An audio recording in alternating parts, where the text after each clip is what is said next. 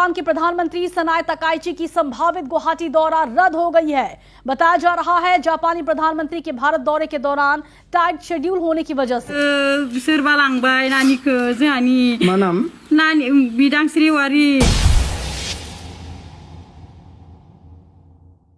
मा थांखो गोसोआ जोंहा गोजोननाय गैया दिनैहालागै जों गथ'खौ न'आव फैफिनजानो लुगैदों आरो जेनेबा नागिरबाय थादों दा न'खरावबो असान्ति जोंनि गामिफोराबो जेनेबा खबर लाबाय थादों जोबोद असान्ति जादों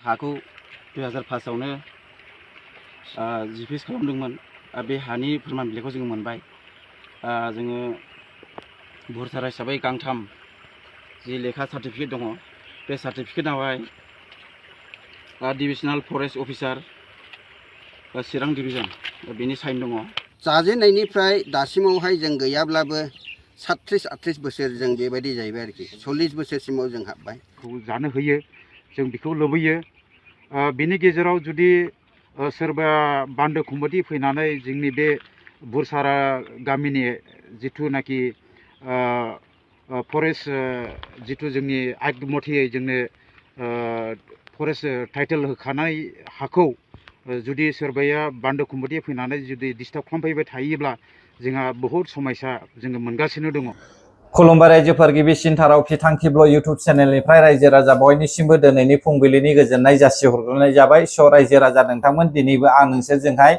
बाथ्रा शेयार खालामलायनो थाखाय माखासे भिडिअसफोरखौहाय लानानै फैबावबाय दिनैनि गिबिसिन भिडिअआवहाय जोङो आसामनि chief minister doctor Hemant Biswa Sharma सारनि बुंनायखौहाय एसे खोनासंनानै लाग्रोगोन लोगोसे जोङो मन्त्रि पीयूष हाजरिका सारनि बुंनायखौबो जोङो खोनासंगोन रायजोफोर आरो नैथियावहाय जोङो खोनासंबावगोन नैबे गोमानानै थानाय बर'नि सासे गोरों लाइमोन सिख्लानि सायावहाय फंनैसो जों बाथ्रा सावरायलायगोन जोबनायावहाय चिरां जिल्लानि सिङाव थानाय रानिखाता फरेस्ट रेन्जनि सिङाव थानाय बुरसारा गामियावहाय माखासे हा हुनि जेंना सोमजिलायदों बेखौबो जों एसे सावरायलायगोन बे समाव गिबियाव खोनासंदो डक्टर हेमन्त बिश्व शर्मा सारा मा बुंदों एराब नोवारा কাৰণত প্ৰধানমন্ত্ৰীৰ ভ্ৰমণ এতিয়া অসমলৈ নহব নতুন দিল্লীত হ'ব আৰু দ্বিতীয়তে তেওঁলোকে আমাক কৈছে যে কিন্তু ইনভেষ্টৰ যিটো মিট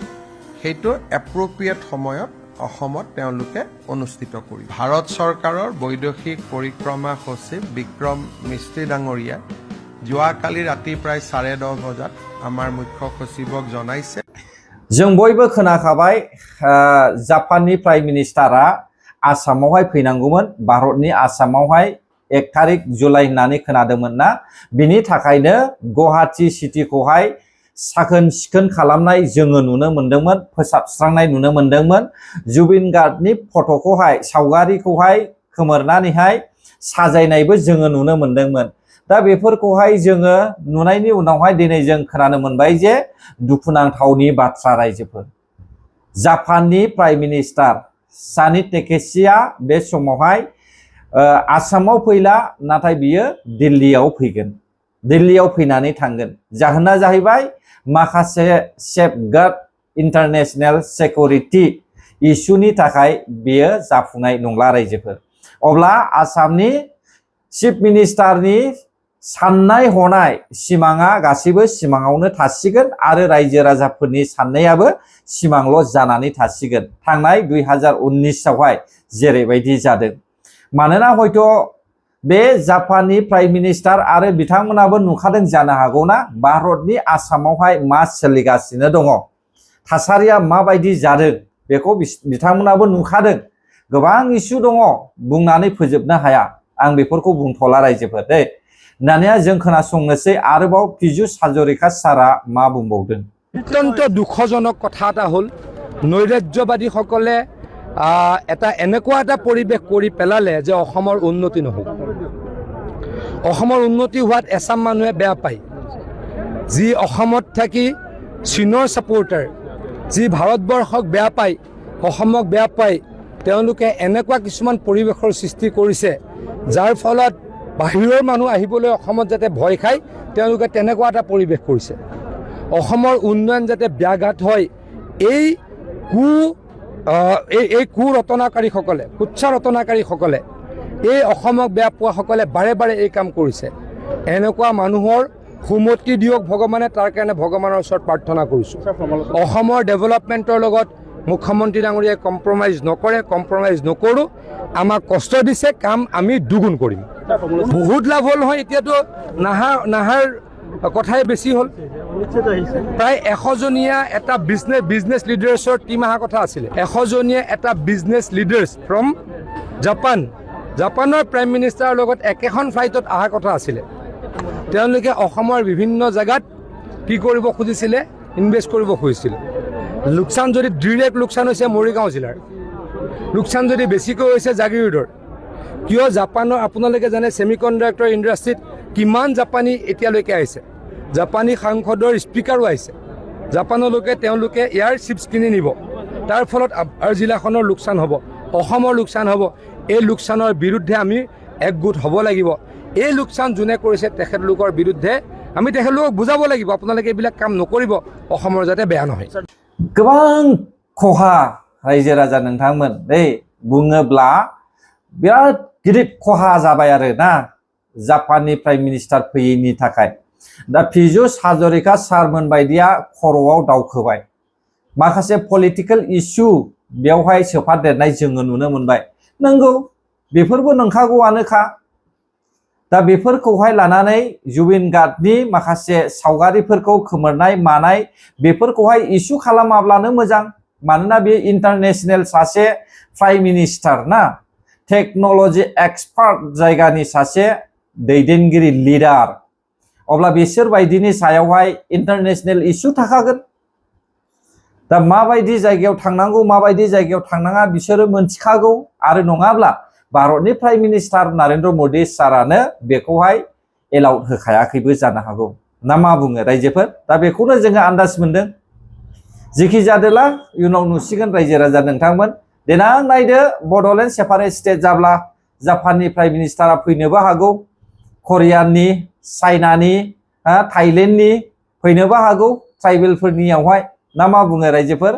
दानिया फैदो जों सावरायनोसै नैबे गोमानानै थानाय सासे लाइमोन सिख्ला बिथांखौ जोङो बयबो मिथिखाबाय, ससियेल मिडियायाव नुनो मोनबाय। दान मोनसे जाबाय होननानै बुंदों, न'निफ्रायनो गोमादों होननानै बुंदों। नाथाय बेबायदि गोरों गोरा रोंखा राखा इडुकेटेड मानसिया माब्रै गोमाखो न'निफ्राय? बबेयाव थांखो? बिमा बिफाया ओरैबायदि गाबदों, दुखु जादों फिसाखौ मोनैनि थाखाय। नाथाय जाहोना मा रायजोफोर?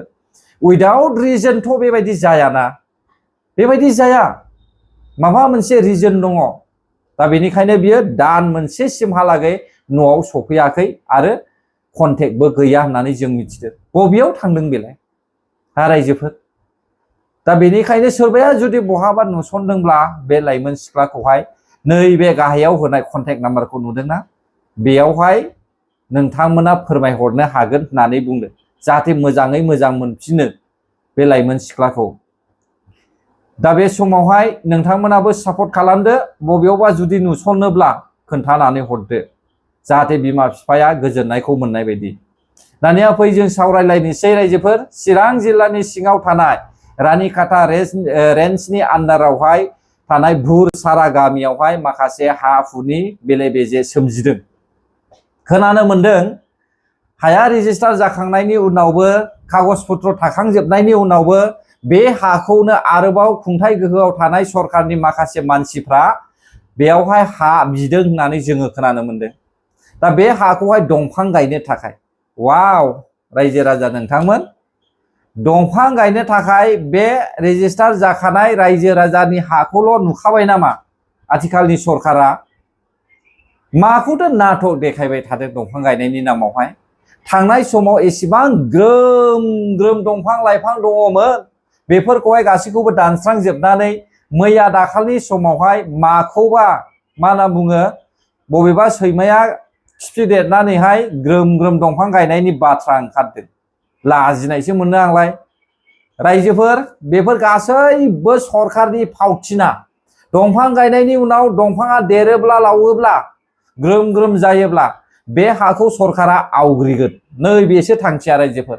बेखायनो आङो सिदा बुङो, भुर सारानि रायजो राजा नोंथांमोन गिदिर गोलाव नोंथांमोनाबो बुजिखायो आं बुंनायनिफ्राय नोंथांमोना सिगांनो गोरोंखा बेनिखायनो नोंसोरखौ आं रिक्वेस्ट खालामो जिबनावबो दाहो दंफां गायनो दाहोसै हाखौ बहाबा कम्पानि बानायनो बहाबा इन्डास्ट्रियेल गायसननो बहाबा माबा मोनसे सरकारि आसनि माबा मोनसे बानायनो बेफ्रावला होजागोन मानो होनोब्ला बेफ्रावहाय इनकाम दङ इनकाम सर्सआ फैयो दा बेखौहायथ' मिथिबावासो रायजो राजा नोंथांमोन जोंनि बर' रायजो राजाफ्रा जानला मोनला टाउन गैया मा गैया इन्डास्ट्रि गैया कम्पानि गैया ओरैनो ग्रिनफिल्ड बानायनानैहाय दोननो होननानैहाय बाथ्रा बुंब्लानो जाया रायजो राजा नोंथांमोन मिथिबायना दा बेफोरखौहाय जोङो सिन्था खालामनांगोन कम्पानि लाबोयोब्ला जोङो बादा होयो हा इन्डास्ट्रि लाबोनो नागिरोब्ला जोंनि बर'आ बादा होयो उन्दुनानैनो थैयो होननानैहाय बुङो गेस जानानै थैलाङो होननानैहाय बुङो दा बैसोर बायदि मानसिया दिनै रायजो राजाफोरनि हाखौहाय दंफां गायनो बिदों लाजिंसिंनो ना 3000 बिगा रामदेबनो हगारनानै होबाय आरोबाव 400 बिगा सोरनो फाननो नागिरबावदोंथाय नोंथांमोना हयथ' नुगोन इयुनावहाय ना मा बुङो रायजोफोर गोजोन्थों अब्ला जायफ्रा आंनि भिडिअखौहाय जोबजासे नायबाय बर' हारि जै जाथों जै बर' हारिनि